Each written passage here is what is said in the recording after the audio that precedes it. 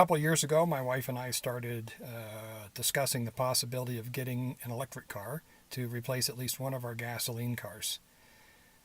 We had been always impressed by Teslas, but the expense of the Teslas had held us off.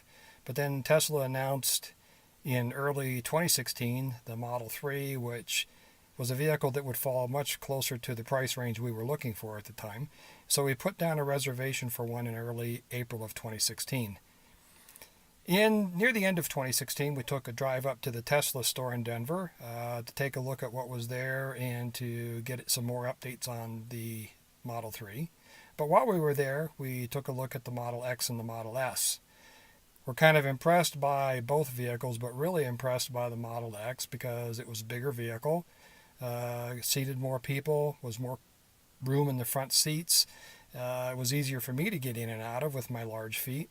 And so we took them both for a test drive and decided, hey, the Model X is the one for us. Let's go ahead and get a Model X. And at the same time, we decided, but let's keep the reservation for the Model 3 because now instead of getting one electric car, we've decided that we think 2 electric cars is the answer. And we will keep the Tiguan that we have as a backup gasoline vehicle for those times where we want to go way up into the mountains and don't have access to a charger. Otherwise, it's going to sit in a driveway and not get much use. Early on in the process of shopping for electric cars, one of the questions we had to answer for ourselves was, is getting an electric car and powering it off the grid every night actually better than a gasoline car or worse than a gasoline? Because there's a lot of misinformation out there, unfortunately, on both sides of the argument. So I had to dig up a lot of information from the Department of Energy and from the EPA to kind of convince ourselves that actually it made good sense from an environmental standpoint to use an electric vehicle instead of a gasoline vehicle. So let me run through some figures for you to show you part of what we came up with. So the car that we drove the most was a 2010 Volkswagen Tiguan with 4Motion. We had a Volkswagen Passat, but it didn't get driven as much because it was a smaller vehicle. It wasn't as comfortable. It was harder for me to get in and out of just because the doors were kind of in an inconvenient location for big feet. Let's compare the Volkswagen Tiguan to a Tesla Model X because that would be the vehicle that would be replaced by the Model X. And even if we didn't get rid of the Tiguan, it meant that it would sit and not be driven as much. The Tiguan is rated at a combination of 20 miles per gallon between city and highway, and the Model X is rated by the EPA at 330 watt-hours per mile.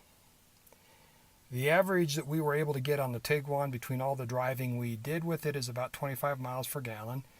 And over the past 7,400 miles or 7,500 miles driving my Model X, I've averaged about 315 watt-hours per mile. So in both cases, we're doing better than the EPA estimates.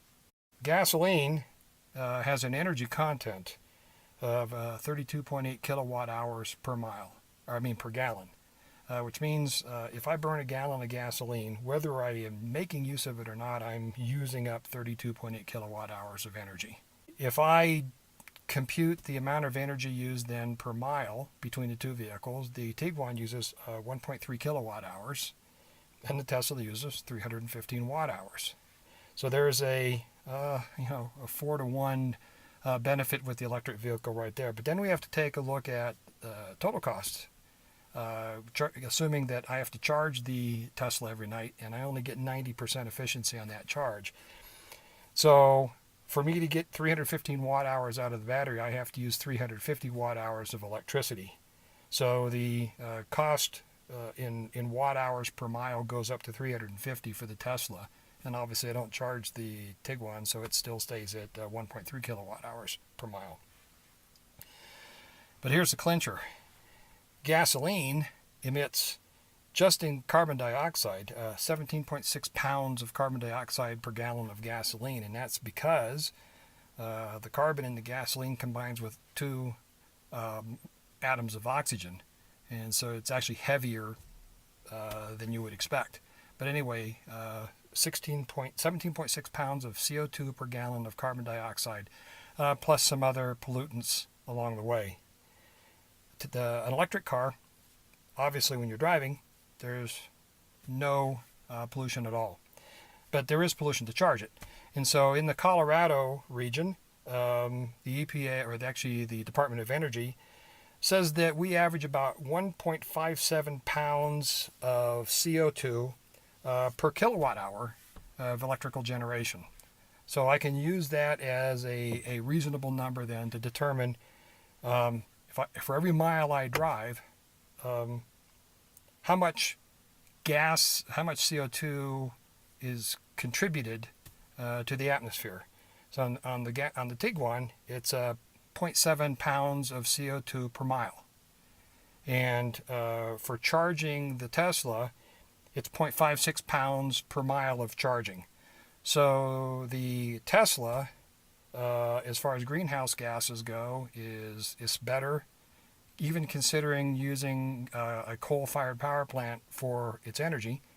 It's cleaner than my Tiguan is. Now if I adjust this for the fact that I have solar panels on my roof, I don't generate any greenhouse gases to charge my Tesla, so it's much better. But then if you take a look just at the pure amount of energy that's used, a gasoline car is terrible as far as energy efficiency. As you can see, I am 1/4 as efficient in converting the energy in the gasoline to motion as I am converting the electricity to motion. So all around, even if I had to plug my car into the electrical outlet directly from the power plant every single night to charge it, I'm polluting less than my Tiguan is. Even though under normal driving conditions I can prove that the Model X is better than my Tiguan, the area where it really shines is in situations that are becoming all too common in major cities, and that is congested highways with stop-and-go traffic. When my Tesla is stopped, the motors aren't drawing any energy from the battery. And in fact, the only energy that I am drawing at all from the battery is probably from the air conditioning and the computer's running. But that's a small percentage of the energy that the motors use, and the motors only use 315 watt hours per mile. Now, take a look at around me, and what I see are cars that are, for the most part, gasoline engine or diesels, idling. And even though they may be idling and not using much gasoline, it's idling nonetheless, and it's still putting greenhouse gases into the atmosphere and other pollutants into the atmosphere. So I'm down to about zero in my Tesla as far as energy usage, but I'm not putting any pollutants at all into the atmosphere. And the gasoline and diesel engines are spewing out pollution, although at a much lower rate than when they're driving. They're polluting and not performing any work because they're just idling, getting ready to move if there's a possibility that they could start moving soon. Yet one other reason for an electric vehicle. Once we made the decision to purchase an electric vehicle, we still had to solve the problem of charging. You can either charge with a public station or you can set up charging at home. So I took a look at the availability of public stations in the Colorado Springs area and found out that for a city as large as Colorado Springs, it's actually got a pretty low percentage of chargers. There's a Tesla charger downtown. There's a Tesla destination charger at a hotel near us. There is a public Chatamo and a J1772 charger in front of the Walmart on Jackson Creek Parkway, and that's it. And every one of those is at least a few miles from the house, which meant if I forgot to charge, I would have to get up, run down to the charging station, sit around for a few hours while it charged, and then finally get into work, which is not a viable alternative. I could have gone and used the Tesla supercharger, but it's in downtown Colorado Springs, even though it would have only taken me probably 10 minutes to charge there. So we decided to put electrical outlets in the garage. And the reason for using electrical outlets is they're giving some flexible options. I could charge any brand of vehicle from a 240 volt electrical outlet. So let me show you what we came up with a solution. It actually ended up not being that expensive to do, and it was pretty convenient. So here we are. Let's take a look at what we did. Now, pardon the mess in the garage. But here you can see my charger, my home charger, set up plugged into one of the outlets. And then here's the other outlet. It's already ready for a second vehicle. So if it's a second Tesla, which it probably will be, it'll have a charger just like this plugged in, and so that I can treat my car like a cell phone. Come home from work, when we're done driving for the night, I plug it in. I have it scheduled to charge about 1 o'clock in the morning, figuring that there's hardly anybody using electricity at that time of the day. And it's always charged to the level I want it charged the next day when I get up in the morning. It's ready for me to go to work. It's not very many people that with gasoline cars can, without having to go to a gas station, can pull into the garage and with the gas tank low and start out in the morning with the gas tank high. One of the biggest concerns people have about electric cars is something we call range anxiety. In other words, can I really go very far with an electric vehicle, or do I have to stick around town or stick around my house? Well, we took a trip up to the Pacific Northwest just a few weeks ago, and I recorded that trip, and here's a summary of that trip put to music. So I hope you enjoy this, and I'll see you after the video.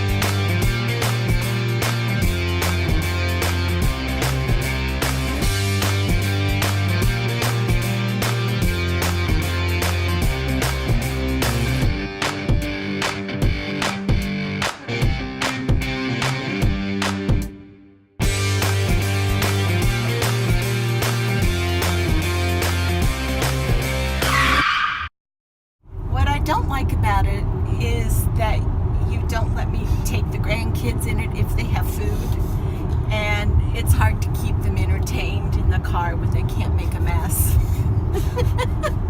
And I always have to clean my junk.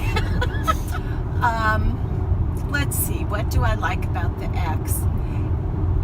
I like that it's quiet. I like the large window. We were driving up in Estes Park, and I saw an eagle's nest on the top of a big cliff, and the eagle was actually in the nest, and I never would have seen that in a traditional car with the lower roof line. It's pretty easy to use. I was intimidated at first, and I'm not one of those people who will read a manual to learn something. I need to be shown. So I'm glad you were patient with that, dear. Let's see. I guess the hardest thing to learn to do was the auto drive. And I'm doing that now, which is why I can multitask here. But it took me a while to trust the car. When I felt it turning, I wanted to correct, and sometimes I felt like, oh, it's hugging the road to the left, and it's really just that I'm used to not driving in the center of the lane, so I've had to correct some of my driving habits.